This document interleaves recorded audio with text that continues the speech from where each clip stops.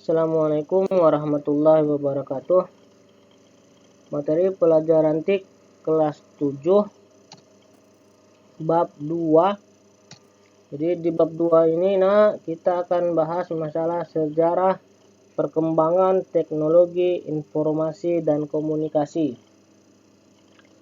Sebelum kita masuk ke bab 2 ini, Bapak perlu ingatkan sama kalian agar semua materi yang udah kita bahas itu dicatat, karena nanti akan kita review kembali, akan kita ulang kembali, sekalian memeriksa catatan.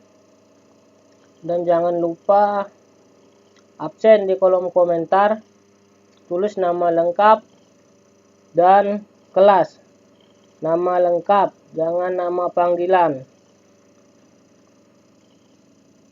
Oke, kita masuk materi kita di bab 2 ini. Sejarah perkembangan teknologi informasi dan komunikasi. A. Sejarah perkembangan teknologi komunikasi. 1. Teknologi komunikasi pada zaman permulaan atau zaman prasejarah. Perkembangan teknologi komunikasi pada zaman prasejarah dapat dibedakan ke dalam beberapa periode waktu atau ke dalam beberapa zaman. Beberapa periode waktu yaitu periode pertama sampai dengan 3000 sebelum Masehi.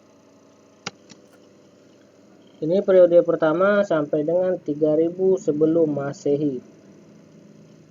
Jadi kalau ada pertanyaan, Pak, sebelum Masehi itu maksudnya apa?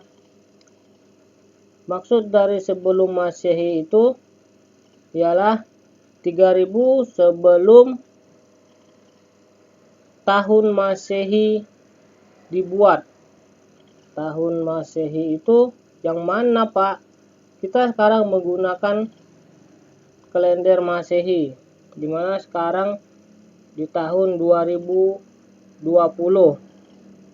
Jadi 3000 sebelum Masehi ini maksudnya 3000 sebelum tahun yang kita gunakan sekarang dimulai. Jadi bisa dibayang-bayangkan berapa tahun yang lalu, berapa ribu tahun yang lalu di periode itu. Nanti kita bahas lagi setelah kita masuk, kita akan ulang semua materi kita. Pada periode ini, cara komunikasi manusia masih terbatas pada pengenalan bentuk-bentuk yang mereka temukan. Kemampuan berbahasa manusia hanya terbatas pada dengusan, bahasa isyarat, dan gerakan tangan. Jadi pada periode sampai dengan 3000 sebelum Masehi ini, manusia belum bisa berkomunikasi dengan menggunakan bahasa. Belum bisa menulis, hanya dengan menggunakan bahasa isyarat.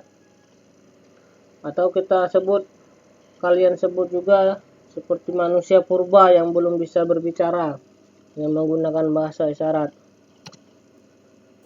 Periode selanjutnya di 3000 sebelum Masehi.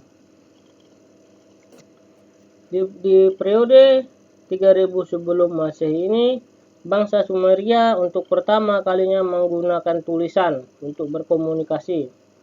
Tulisan yang digunakan masih berupa simbol yang dibentuk dari piktograf sebagai huruf. Jadi tulisan di sini maksudnya bukan tulisan huruf, hanya gambar-gambar berupa simbol dan digambar di batu-batu besar. Ini contohnya.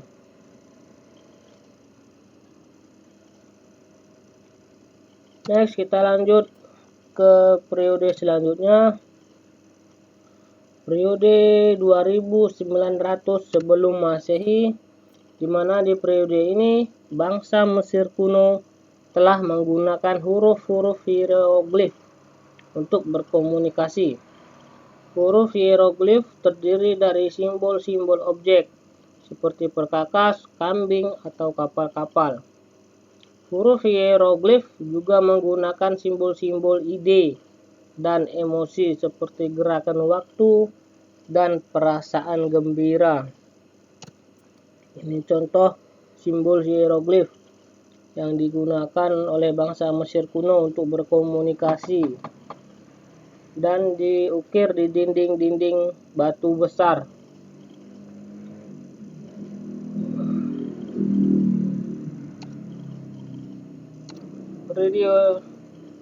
Periode selanjutnya yaitu di periode 500 sebelum Masehi. Di periode ini bangsa Mesir kuno sudah menggunakan serat papirus sebagai kertas. Pada zaman itu, pohon papirus banyak terdapat di sepanjang Sungai Nil sehingga dimanfaatkan oleh bangsa Mesir kuno. Serat tersebut dijadikan sebagai media berkomunikasi dan menyimpan informasi.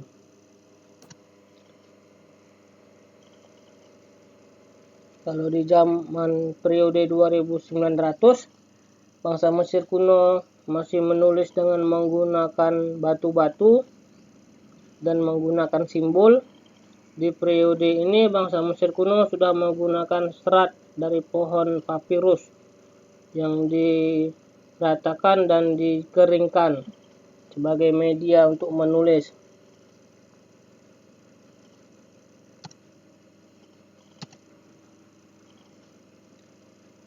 Kita lanjut ke periode 105 Masehi.